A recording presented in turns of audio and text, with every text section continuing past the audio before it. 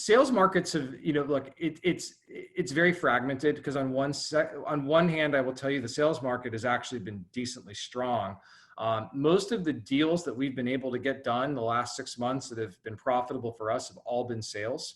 And I would say the frequency of sales that we're doing is probably in relationship to leases. I'd say we're doing more sales than leases right now. It's usually the other way around by a big factor.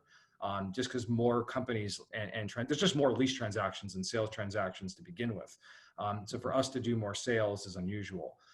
The drivers for that are largely owner users. So, a lot of companies are taking advantage right now of low interest rates. SBA financing is the lowest I've ever seen it in my career. You can get 85% leverage, 2.7% financing, amortized and due payable in 25 years. It's just unheard of. Cheap money.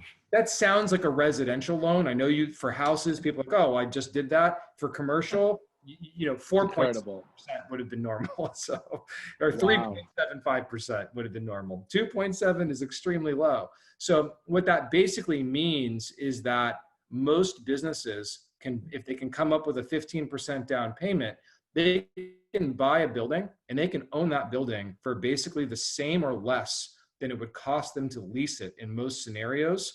Typically, I would say for the last 17 years I've been doing this, that's not how the math works out.